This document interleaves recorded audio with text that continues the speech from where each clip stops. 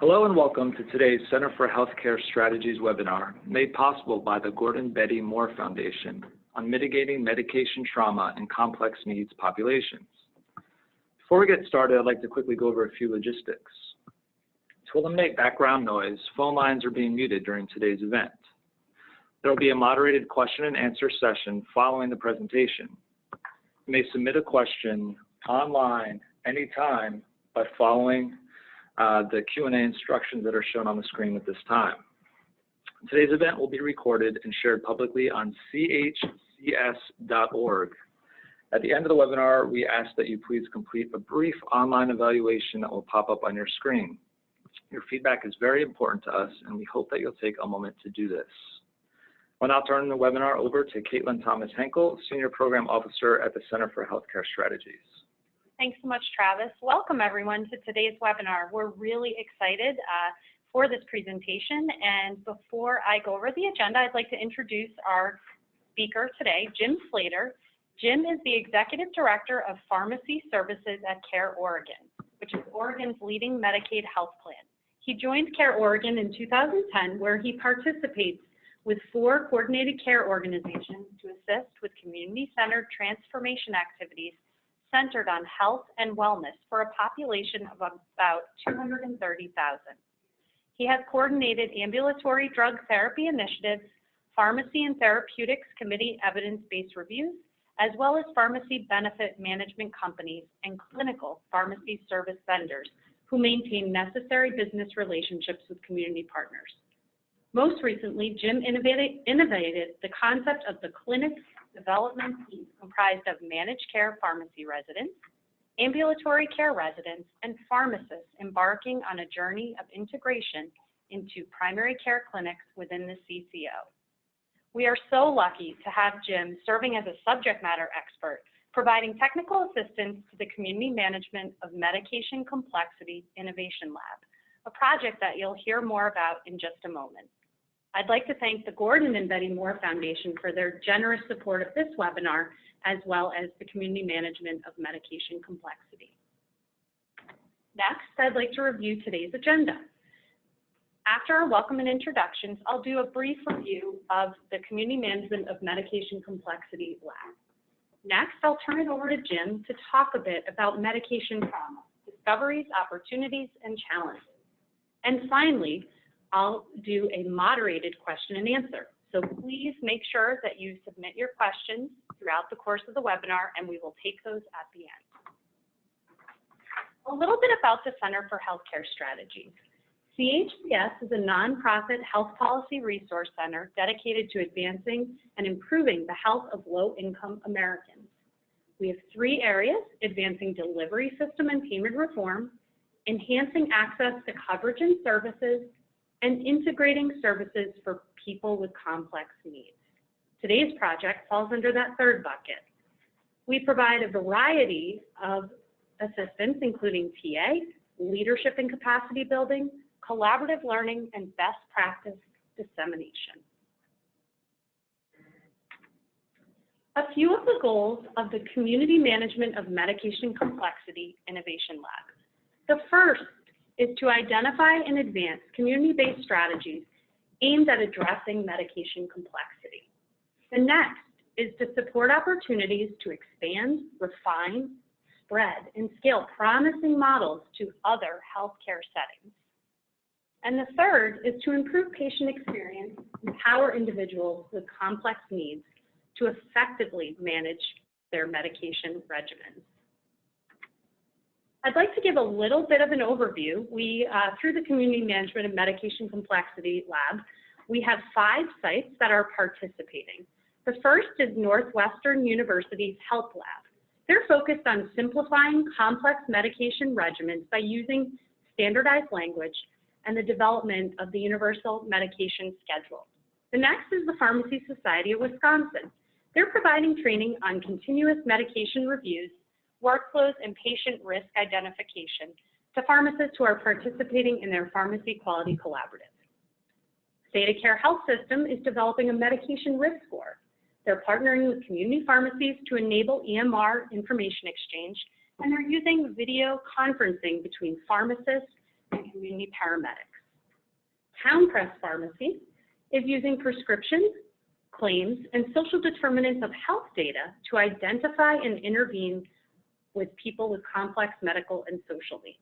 And last but not least, University of Minnesota and Fairview Health Services, they're developing continuous medication management strategies, inpatient discharge coordination to prevent readmissions for patients with acute behavioral health conditions. Next, I'd like to turn it over to Jim Slater for his presentation. Jim?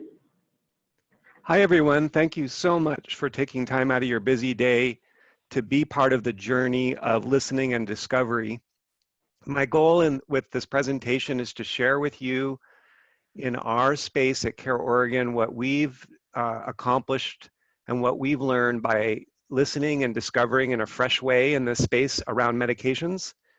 Just a bit more about my background. As I speak to you, I'm speaking to you as a pharmacist who spent much of my career in a busy clinic seeing 20 to 30 patients a day, helping providers prescribe through and patients through really tough medication challenges. And so I know what it means to be with somebody who's trying to look for hope in their medication solution and trying to find a way to get there. And then taking that experience and partnering with really great other people at the plan level and trying to figure out how we can be smarter and how we work together. The backdrop at CareOregon is that we have two ways that we've done that that are helped us see what I'm going to present to you today. One is the coordination care organization experiment that's going on in Oregon, in which we've broken Medicaid up into 16 coordinated care organizations that are community oriented and trying to get all the players of healthcare, including the community, to work together. And that's been a wonderful, rich experience in listening to each other and figuring out how we work better together with our providers and our community to filling the gaps that people need to fill to move forward. And then the second part of this story is partnering with a wonderful organization called IDEO, who taught us fresh ways to do human-centered design, which the short version of that is, how do you just sort of step away and then re-engage and freshly listen to what people who you're trying to help are telling you about their needs? And can that reveal new ideas, new strategies, new ways of doing things that could help you break through in challenging areas? And those two things came together to present what I'm going to share with you as some insight that we've been able to see. So the first part of that story then is to take a fresh look at what it means to be a patient, what it means to be you, what it means to be me, living life every day.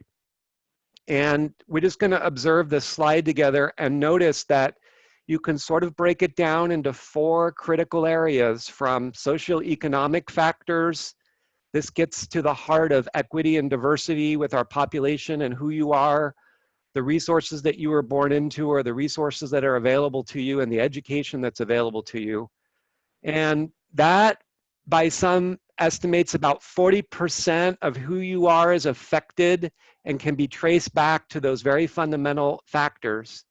Then there's the physical environment. Are you homeless? Do you have a stable place to be and live? Are you in a place that's rural or in a place that's more major metropolitan center? That adds a significant part to who you are. The health behaviors, the choices that you and the people around you make, create another 30% of everything that you're doing or thinking every day. And then finally, we have 20% is related specifically to your healthcare medical condition and the needs that you might have or the needs that people are trying to get you to engage with. So the takeaway when we observe this slide together is 80% of what that patient brings to that healthcare conversation, particularly when it relates to medications, is not directly related to the actual healthcare disease meets the healthcare medication choice. And that's pretty profound when we're trying to partner and work on things, to just recognize that people are a rich story. It was helpful to me to step away and freshly engage as a pharmacist on knowing that you bring to that encounter a lot of who you are in your life history and your experiences to that very conversation I'm trying to have with you. And discrimination then only makes that conversation, that circumstance worse, because it brings a very rich history and story and disappointment and barriers to anything we're trying to do with healthcare. And it overlays everything I just talked to you about in very, very significant ways. And all of this has direct bearing on what I'm going to share with you around medications. And so, let me go back here. Then the next thing to pay attention to that was a learning for me as I shifted into this space. Every day, all I care for are Medicaid members and special need Medicare members. These are the populations that I serve. And in doing that work, I had to remind myself and learn the adverse childhood experience study out of Kaiser. And if you've never had the opportunity to hear about that study or read up on that study, I strongly encourage you to do that. That's a whole conversation in itself. This slide here is to remind us as we're looking at this context that our childhood experiences, and if they're adverse childhood experiences, I'm talking about really, really bad things that happened to you as a child, forever change who you are. They change how you think, and they also have a direct effect on your health. Very much a corollary would be like smoking. So if we look about health behaviors and life potential, all of those domains, that previous slide that I showed you, are directly worsened by the number of adverse childhood experiences that you have. How profound is this? In the Kaiser study where this information came from, if we're walking down the street together and 10 people pass us by, 2 of those people that pass you by would have had at least one extremely bad adverse childhood experience happen in their life. Another 3 that passed you by, so half the people, but another 3 that passed you by will have had multiple adverse childhood experience studies, or adverse childhood experiences, where their lives were, if you could get them to tell you their story, if they would trust you, they would tear up, they would have visible emotion, they would talk about something that was really profound with them. And that's in a normal population strata of all kinds of walks of life and backgrounds. In Medicaid and Medicare, it's much more condensed. It's so condensed that when I approached a doctor who spent his entire life caring for Medicaid patients in multiple states and multiple clinics and just seeing people every day and helping them with their medical needs as Medicaid patients, and I asked him, what do you want me to know about how to think as a clinician about this population? He said that in every patient that walks in as an exam room, the very first thing that he does to orient himself to the conversation is simply ask himself, before they get started, what can he find or discover or watch or see in the way that they act about where they are in the trauma triangle? And as you know, trauma is a deeply distressing or disturbing experience. It really, like, it's a life or death kind of a situation. And so what he's looking to see if they're in a triggered state, either present trauma is going on or past trauma is being activated and making them show signs of anxiety, depression, or post-traumatic stress syndrome.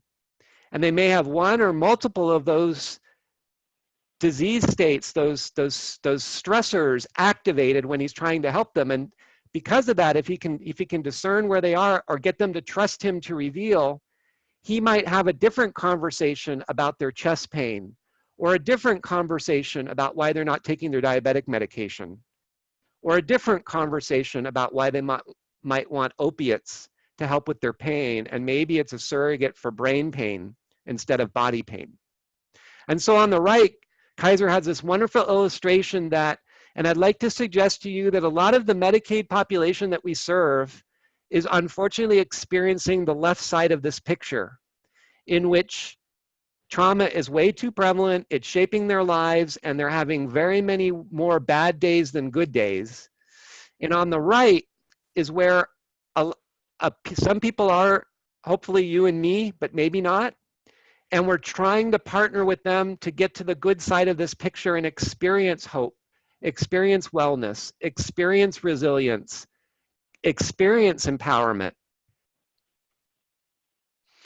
And then here's some of the profound observations that we made when you think about that whole context that I've shared with you.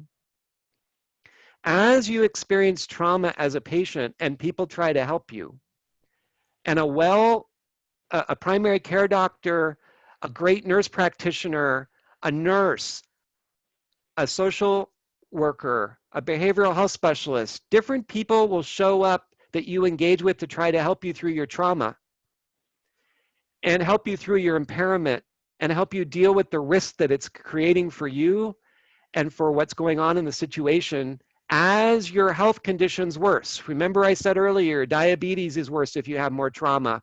Your congestive heart failure is worse if you have more trauma, et cetera, et cetera. And one of the things that happens when we're trying to help is we're prescribing another medication for a direct control of the disease, or we're trying to help with the symptom of the disease or an adverse effect of another medication. And so as a net consequence, we end up in this vicious cycle where we keep prescribing more as a collective system medications to help that person. And the medications themselves reach a point where there's far too many medications with far too many questions for the average person to handle.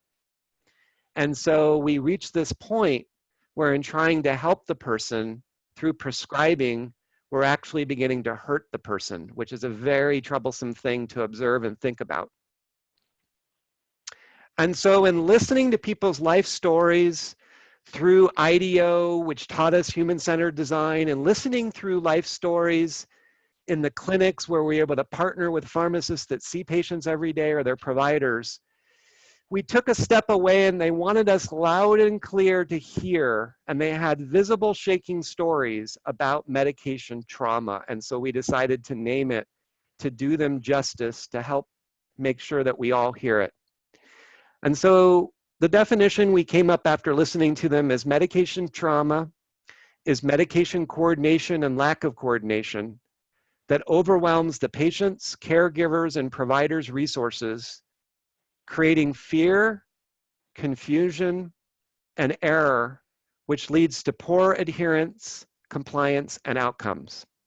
And so we're introducing a term called medication trauma. Trauma is a very important word. We do not use that word lightly.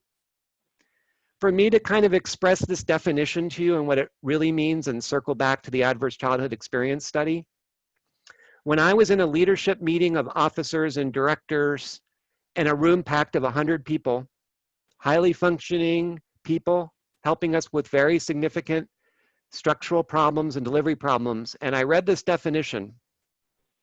And then I asked everybody who was sitting down, would you please stand up?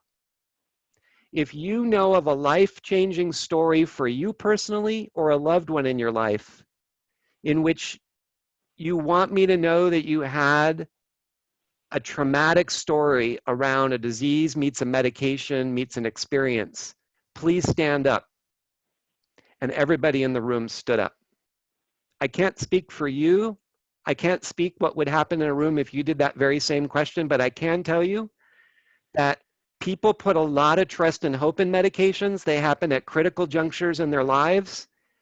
And because the way our health system is functioning today, and that prescription is really a tracer of everything we do in healthcare, it really is a trace of coordination. And the system, as you know, it can't keep up with the amount of complexity that we're introducing through the prescribing of medication. And so the rest of the talk is, what could you do about that? What could you help us discover about that? How can we organize around paying attention and making medication trauma go away? And so as we do that journey together, this idea of empowerment is a very powerful concept. Empowerment, summed up with what we're learning, is all about finding the time to listen to the person, which is very difficult in the healthcare system, and discover with the person what they can do with you to empower them to take the next step towards hope.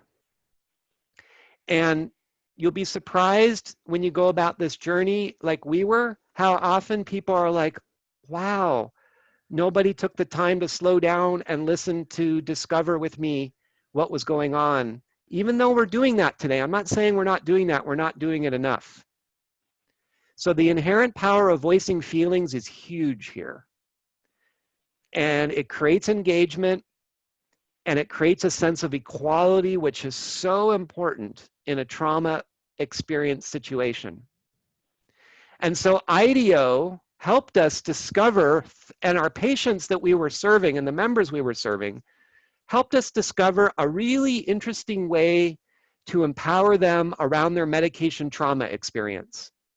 So they helped us discover that the system we were using to do medication reconciliation, the system we were using to go through their medicines, maybe it was a brown bag and they brought all their medicines to their doctor, maybe a hospital pharmacist is going through and asking them a bunch of questions about which medicines they're using right now to try to figure out what to do next. There's a variety of ways that today that we want to know people's medication stories.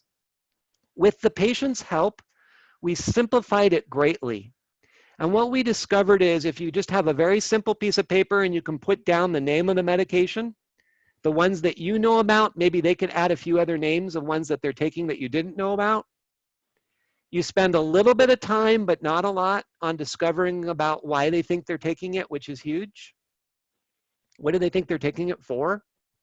But the center of this chart, which is the most profound, is you just simply ask them to circle their feelings about that medication. They're happy about that medication, they're indifferent, they're frustrated or angry about that medication. And then you ask them, which medications would you like to talk about after circling these faces?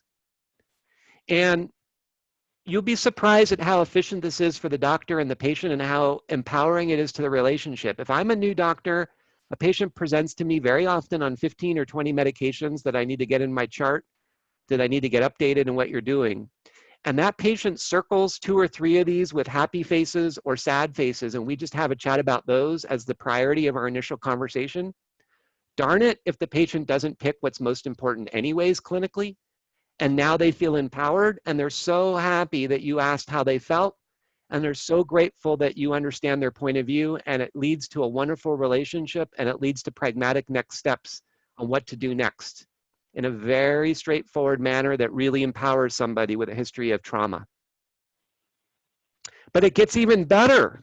It turns out that when you step back and you realize that medication trauma and lack of coordination is a big part of this problem that we're all experiencing with the most needy people, it turns out that coordination of medications, fundamental variables that apply to coordination, up until this point had not been organized to tell a story in the data using only pharmacy claims.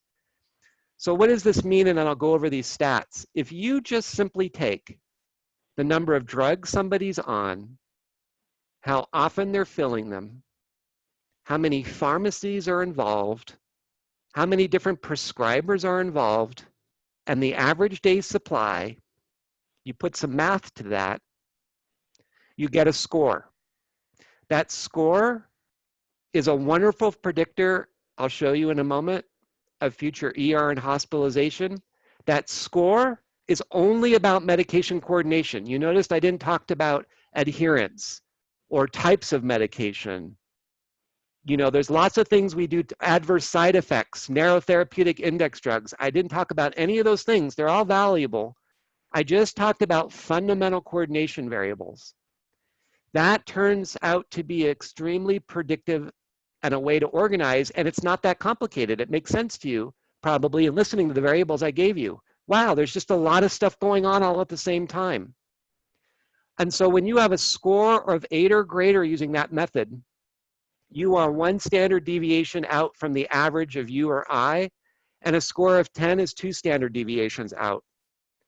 And in Medicaid, 1 in 20 or 5% are experiencing a score of 8, and 1 in 7 in special needs Medicare members are experiencing a score of 8. This means that the coordination around their medications is not up to the challenge to help them. Medication trauma, where it gets so bad that it's hurting them, is likely a score of 9 or greater, certainly 10 and above. So at CareOregon, what we did is empaneled around these people, looked to provide direct patient care, and looked to improve their situation using this as the trigger. And one of the things we learned in using the pharmacy risk score in this particular approach is you can see the red line is the most important line in this particular graph. Precision, the ability to focus on the right people, increases and crosses the true positive rate at about 9 or greater, which is where we want to be. And that's what we chose as our trigger for who we want to take action on, who we would like the doctor or nurse practitioner to pay attention to. That's our cutoff point. And here's the beautiful thing that happens in this model.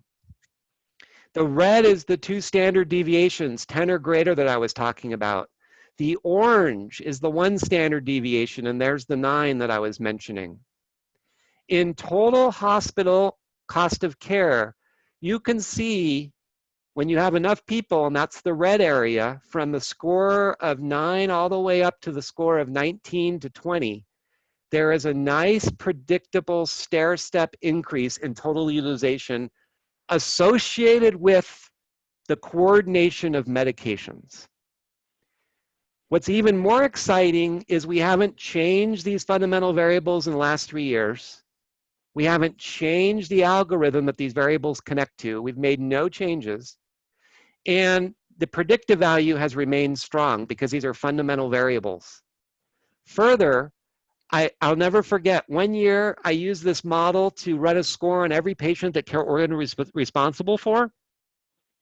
Then a year later, I looked to see what their actual utilization was, and it predicted exactly what this chart showed. In other words, we did lose some people because they died. We lost some people because they left Medicaid and maybe got jobs again or migrated to other states. But of the people we retained, they produced this exact effect that the model predicted based on the coordination of their medications. And so I can tell you there's not regression to the mean. I can tell you it is fundamental. I can tell you that it's a very interesting way to think about how we help people with medication trauma and find people to practice on. So let's get down to an individual so you can see it in motion. It's like hypertension and a blood pressure. So here's an example of a patient partnering who is seen in a clinic who was, this clinic devotes solely to the homeless population. And this person had a pharmacy risk score around care coordination of medications hovering around 6.8. You can see in February 6.8, in March 6.6. Then some significant things started to happen.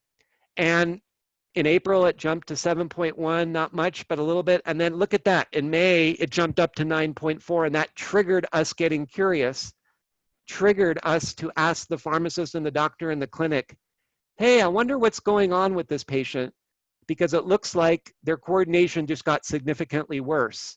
It turned out it wasn't related to a hospitalization. It was related to some prescribing events with some new prescribers and some new challenges the patient was experiencing. And so the pharmacist partnered with them to go over their medications, discovered they had too many medications to handle, got some deprescribed with their primary care doctor, arranged how certain medications were being dispensed differently, taught them about an aspect of their medications, and spent 90 days partnering with them. And then you can see that their score improved back to below the trigger point, and they were stable again and even better off than they had started. And so this is an example where you can see the score responds in real time. It's only using pharmacy claims. So we're not dealing with medical claim lag, as we're just trying to pay attention to how they're doing. Imagine now a prescription bottle in a pharmacy with all of a sudden, and we could use only the information that a pharmacy had around the medications they're dispensing.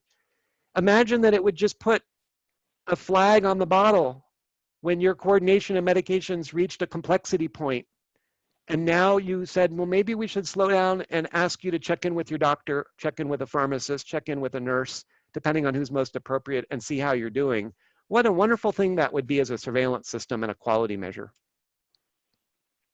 So let me summarize quickly what we experience when we take all of these people and we ask different people to pay attention to them, we find that people with a risk score of 9 or greater, and this illustrates medication coordination, have 10 or more chronic medications for 8 or more chronic conditions. More than half of them have depression, and I'm not talking about mild depression.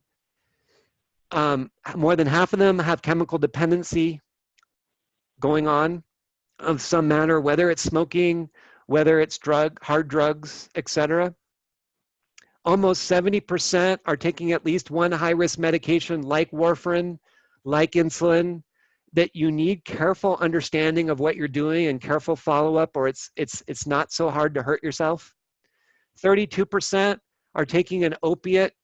We think a lot of it is brain pain, not body pain, and so there's some wisdom around opiates.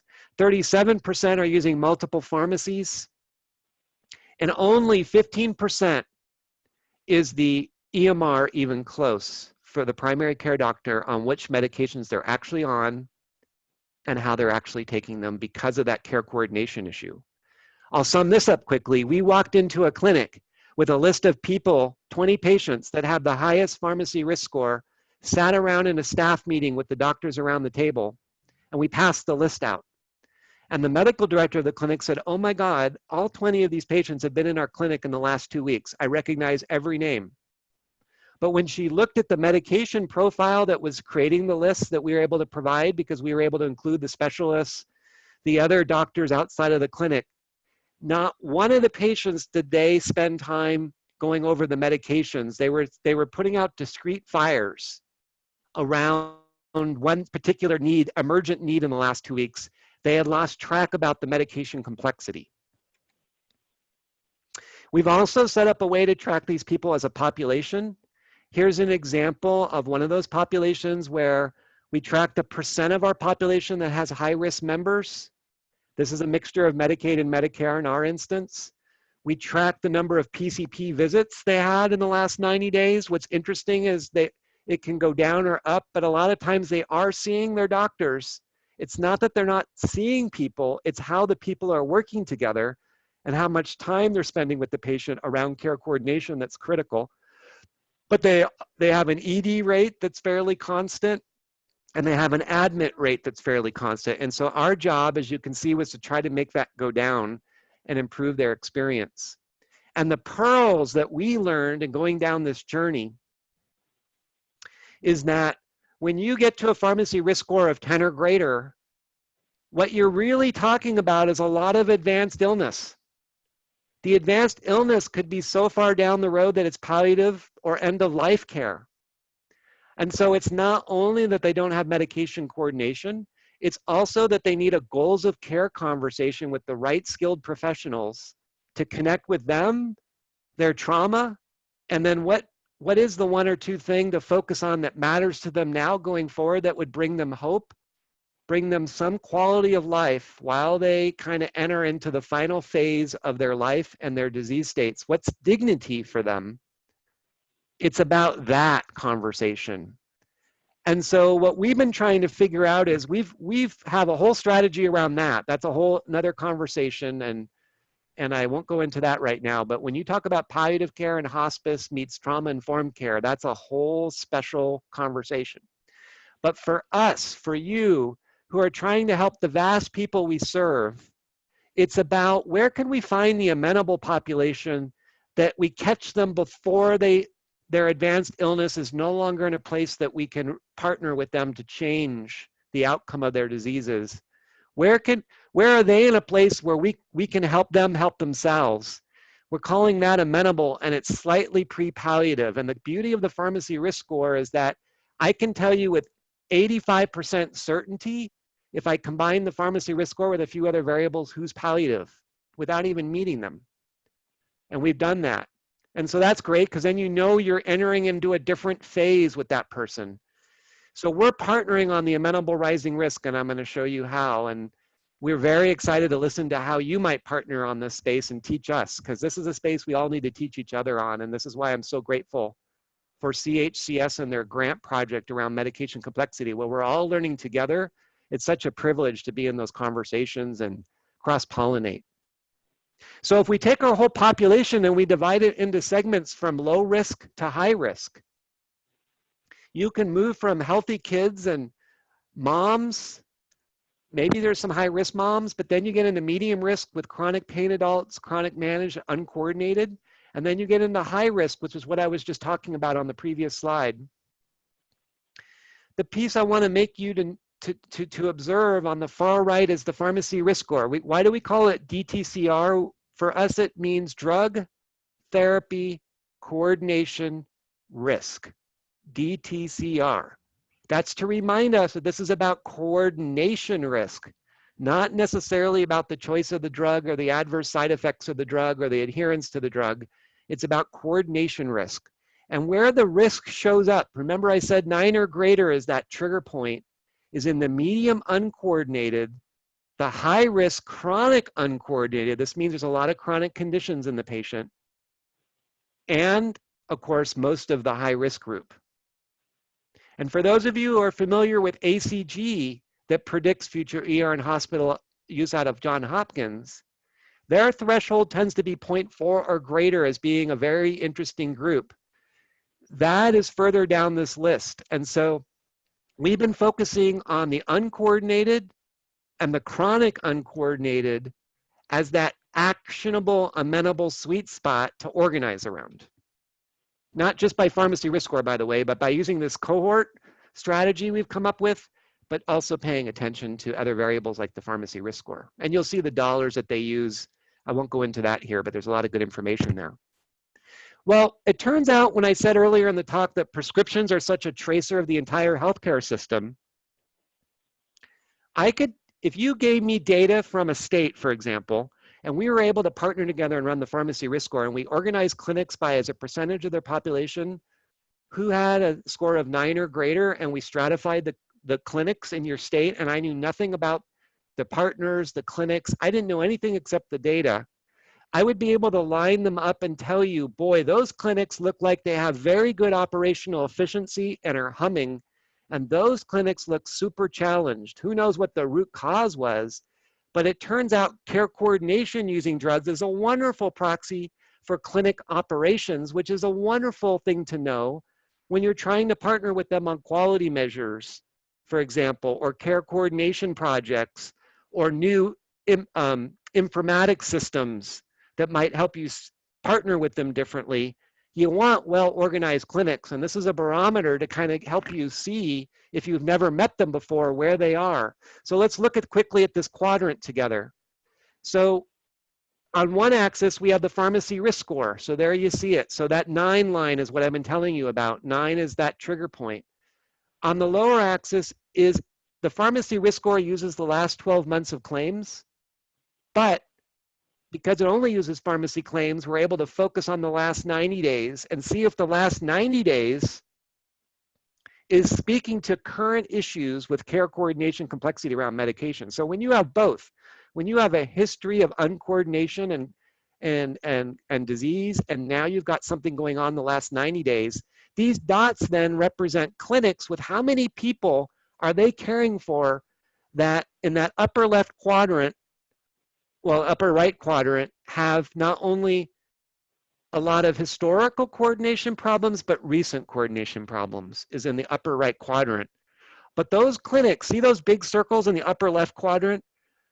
I would be very curious about what their staffing allocation is. Do they have pharmacists help in their clinics? Are they partnering?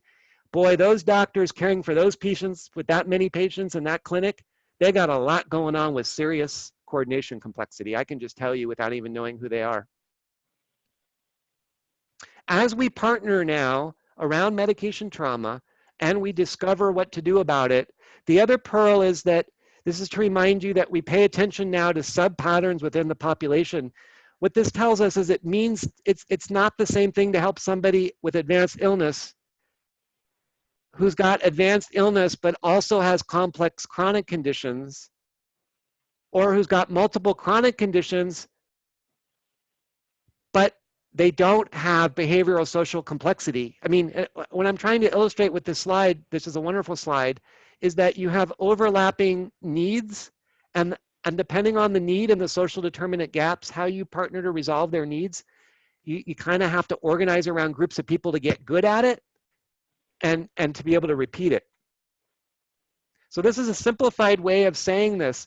If the yellow circle is medication, a medical condition complexity, the green circle is if they've used the hospital or ER in the last year.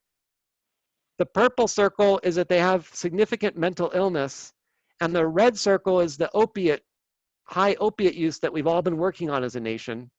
The way you make it on this piece of paper is if you have a pharmacy risk score of 9 or greater, so you've got medication trauma risk and you have medication coordination risk. How I help you, depending on where you are in this overlap, will change on what your needs are and who we partner with to help you. That's what this slide is trying to show you. This speaks to team-based care. It speaks to pharmacy not working in silos.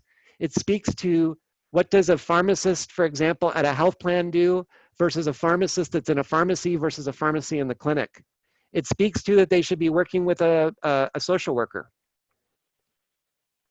So as we've been working this together and piloting, we've been organizing around 2,000 patients, and we've been working on a regional care team design integration strategy to organize around finding amenability and taking care of people, not just solely based on medication trauma, but how do you create a sustainable organization model around disease states? And you can see this as a rich slide of all the types of team roles that we are having to put in that model as direct team members around clinics meets hospitals meets a zip code. And then extra skill sets that we bring in as technical advisors when needed for strategy or individual patient consults, et cetera. It's taking a village, it really is.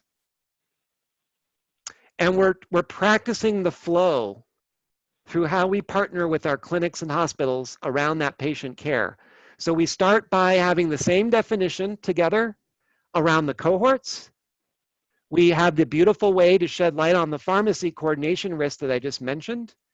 And then we move it through a place of discovery using the electronic medical record from the clinic. We use the CMR and MedRec and model of care and phone calls and discovery with the patient, and we put them through triage on amenability. And then we get to disease-specific and pharmacy-specific questions that matter to the patient, that engage them. And now we work on a mitigation plan, an empowerment plan, a hope and healing plan. And we come up where possible with a hospital game plan that's pre-contemplated, so we're not scrambling when they admit. That's really great when you have your ducks in a row, and then when they go in to admit and a hospitalist is pulling up a pre-managed note where they can read the game plan in a perfect world, and they kind of know what the game plan is between the doctor and everybody else who's helping, and they know the 1 or 2 or 3 most important things. And then we're working on a referral plan of how the pharmacists work with pharmacists to follow up on them. So we've had a strong community pharmacy engagement strategy in order to provide this. We've had experience for a run-in of more than 2 years to really figure out what worked and didn't work. And so we have a lot of pharmacies involved with a lot of different actual work done. And our best guess of the ROI was 6 to 1 through the work. It's strong enough that every dollar you put in, you don't have to worry that you're not going to get the dollar back out. It's more of a question of how you organize it and follow up on it and partner than it is about the dollar investment from our perspective. In other words, pharmacists should be treated like any other provider, and if they're needed, they're needed. And so what we're learning is that pharmacists need to work with pharmacists as part of a larger care team because there's different pharmacists involved, just like there's different care team individuals involved. And it turns out that it's not that many medications to focus on. Only 427 medicines are really used often, despite the fact we got a gazillion medicines out there, they're changing all the time. Less than 500 are used regularly. And so if you focus on those, and you focus not on the right person, drug, dose, route, and time, which we're really good at, well, we try to be really good at, you focus on that orange box, on coordination, documentation, goals of care alignment, education, you focus there, then you can break through. This slide shows you an ecosystem of what it means to be a doctor in a clinic and what it means to be an MA in a clinic. navigating medication coordination needs. There's everything from prescription maintenance to medication reconciliation to the latest evidence-based medicine and how you pick your drugs and what drugs you're familiar with, to patient care coordination questions about who does what, how often, and to technology. This is so rich about all the places that we could partner to ease and improve the care coordination and workflows. And this is not getting enough attention. And if you're a clinic and you have lots of patients, particularly patients with care coordination issues, and you do not have a pharmacist on your team, it's almost malpractice from my point of view, and I'm not saying that because I'm a pharmacist. And so when we look at pharmacy, what we're learning is there's an intensity of services a pharmacist can prescribe or be a part of. They're all needed, from education all the way up to prescribing, and they can contribute wonderful things if they're connected in the picture. And if they can help you, they can help the patient, they can help the system focus on goals of care. They really do well. Pharmacists do great when the goals of care are clear and they can help with the patient engagement and the medication access. They can help make sure the EMR is telling the right story. Oh, they're so great if they can be part of that healthcare team. And CareOregon, we've invested heavily in releasing billing codes to support them so that a pharmacist can pay for their time, so that they're not a drain on clinic resources in order to be there. And then they add so much value to the team. And so this is a quick vision of how they can work together. You have a dispensing pharmacist that can work with a hospital pharmacist, that can work with a clinic pharmacist, that can work with a health plan pharmacist. And this quickly shows you ways in which they can partner together if you can figure out a way that in real time there are handovers, not handoffs, of critical information, critical partnerships, and the patient knows that the next person's going to help them. I'll conclude by showing you that there is pharmacist work to be done here around medication coordination, medication education, medication-related workflows. There's clinic work to be done around reducing the conflicts, expanding the ability to treat, and providing the time. And then, my goodness, a patient that is listened to in a way that's more profound than they've experienced. Their emotions and their opinion is asked about their medication and how they feel. It's been a wonderful thing for me to watch people experience that and respond positively to that. And so we're hoping that you will help us in the journey of discovery with this talk on what medication trauma means to you and how we can all learn together to help people experience a better future. Thank you.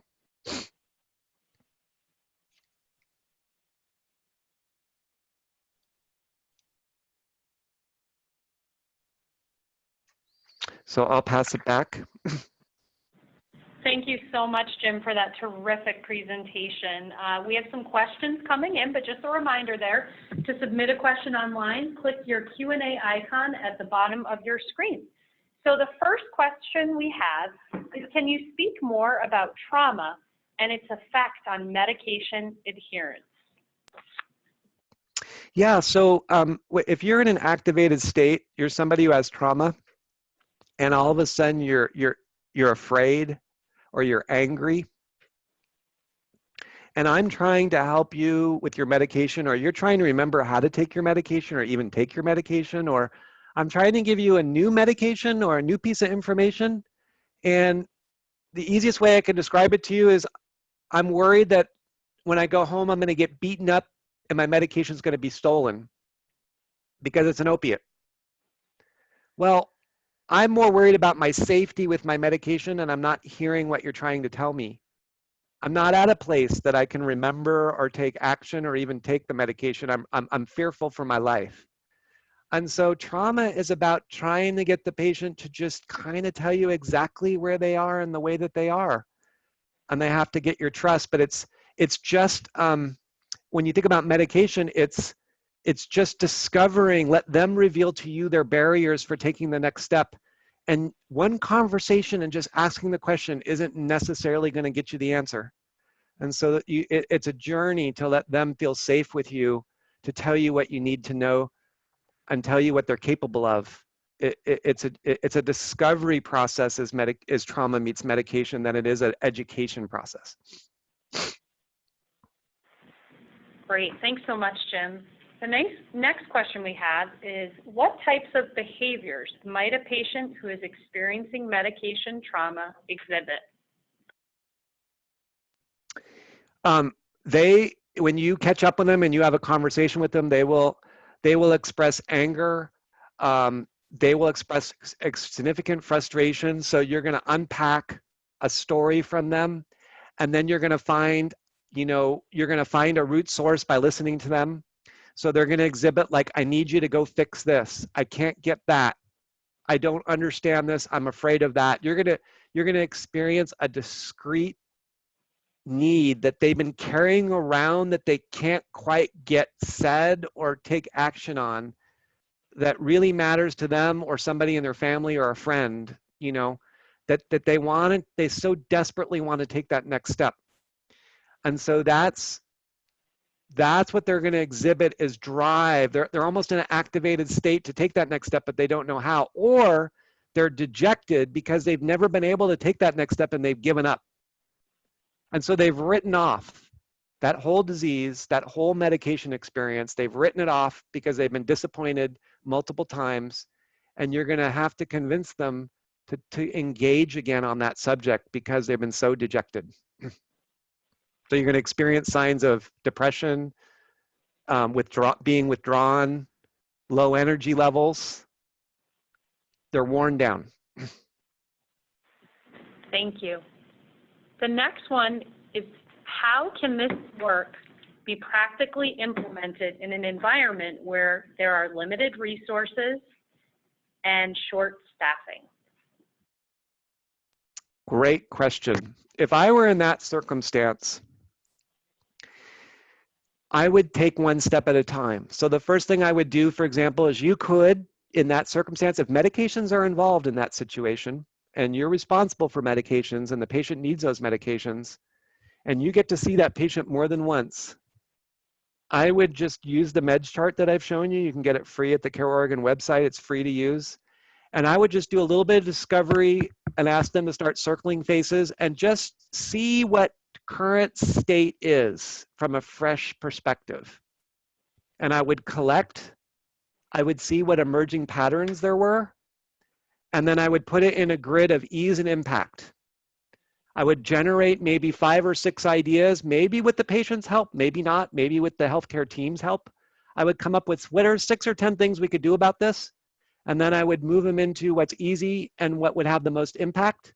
And I would just pick one, because if you guys can discern something that's practical in your own space with your own resources, given your time constraints, but you can take a step, you're going to get a win, your patients are going to get a win, and you're going to learn something from it. So I would use an ease and impact distribution process to kind of be wise. Thanks, Jim. Next question is your opinion. What strategies do you recommend for effectively engaging patients telephonically around medication reconciliation? Yes. Oh my gosh. So this is me asking my colleagues who do this every day what they want me to know about what they've learned. The best way for me to summarize up on you how medication reconciliation on telephone might look different when you're trauma and medication trauma informed is that when I have a pharmacist who's really awesome at this, when he's connecting with a new patient, he spends 15 minutes of an hour medication reconciliation call just chatting it up with the patient, trying to connect with them. Oh, where do you live? Maybe it's a male patient. Do you have a favorite sports team? He's trying to look for a connection, and then he's connecting it to him. Oh yeah, I like that sports team. Oh no, I don't. He's just trying to create a relationship. He doesn't even ask about medications or anything. And he invests a lot of time in that initial engagement to build that relationship. And then slowly, he asks them from their point of view, we're here to talk and see if we can do anything. And I want to see if I can help you with your medications. Is there anything you'd like to talk about that's top of mind? Like, how's that been going? He doesn't go one by one down the entire medication list. He builds a relationship, and then he lets them offer the first 1 or 2 things that they want to work on. And then he gets back around, there's some other medications here we didn't talk about. I'd love to go over these with you if that's okay. And then he may not get to them all in the first hour. And that is my short pearl for how I would approach a telephone call. with this effort. Thanks, Jim. We've received a couple of questions related to workforce, so I'm combining a few. What specific recommendations do you have to coordinate care and integrate community health workers, pharmacists, others when caring for the same patient? Yes, so if you're in that place, what I want you to think about, this is my suggestion, is if you could identify whoever you're connected to, like where you have a reasonable volume of patients, and the partner, whether the hospital or the clinic, or you're the clinic or the hospital, but the cab system or the food service system or the homeless, you're connected to a series of partners because you're trying to care for these people.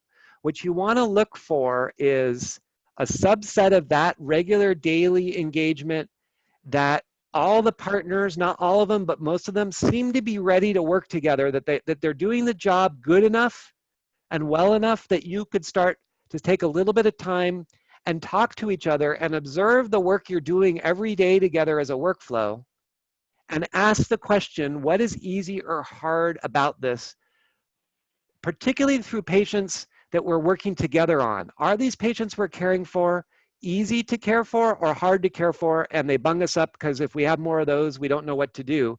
You're just taking a step above, and you're just beginning to parse people and your workflows, and you're seeing if you can spot that sweet spot where, my goodness, if 100% of the patients we were partnering on look something like this, we could kick butt and they would be so happy. What is different about those people?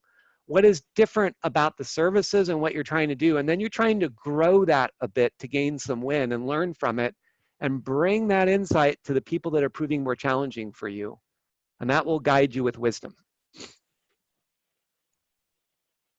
Okay, our final question, we've received a few, is about the meds or the smiley chart. Can you discuss more about how med scorecard is being implemented? Can non-clinicians use it?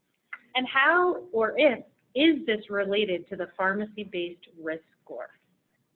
Okay, really quick. Yes, the chart can be used by anybody. The patient can use it themselves. We send it out to people. It comes back with circles. It's great. Caregivers can do it. What a wonderful thing for caregivers to do, to sit down with somebody and said, hey, I just want to sit here and help you write the name of the medications on this piece of paper, and then this is the one we're talking about. How do you feel about that? What do you want your doctor to know? And write a few words for them if they need help, whatever. Okay, we're going to go together, or you're going to go together with this piece of paper the next time you go see your doc. A beautiful thing to work on as a family or as a caregiver partner or whatever, and it does not need a healthcare professional. In fact, sometimes it's almost better if it's not a pharmacist or a doctor or a nurse or somebody with training, because it's really about the point of view of the patient. So yes, anybody can do it, and you don't need a skilled professional to help you. And we even have training videos that are designed to show the patient, and just if they watch it, but they don't even need to watch something. We have little handouts that guide them. So that's easy to do, and I would encourage just to experience it together. And then as it relates to the chart, the risk score, people are trapped with medication coordination and medication trauma. The way out of being trapped is trust and time. You're going to help them get to trust and time by letting them express their emotion. Trauma-informed care is all about empowerment, re-energizing somebody, giving them new ways of approaching things that work for them and the way that they want to do them towards their goals. The meds chart with the faces is a beautiful way to provide trauma-informed care from that point of view and help them begin that journey. It's a great icebreaker. It's a great way to remind you about how you have to reorient. You don't need to use it for every patient, but when you get that angry patient, when you get that troubled patient, when you get that patient that's spinning around the healthcare system and everybody is spending a lot of time and can't succeed, I would strongly encourage you to sit down with the medication chart and see what it's telling you and ask them why and how they feel. Jim, thank you so much for those quick responses, some very detailed questions there. I just want to say a huge thank you from everyone here at CHCS for all your work on this, and to everyone who participated, and to the Gordon and Betty Moore Foundation for their support of this webinar and this initiative. We have a couple relevant resources there on the CHCS website. First is a report The second is a Q&A blog post with Jim to learn more about his work. Last, we have an ACEs and relationship to adult poor health outcomes. And finally, you can download the CareOregon meds chart. So quick reminder, folks, please complete your survey. And we just want to thank all of you for tuning in today. Have a wonderful afternoon.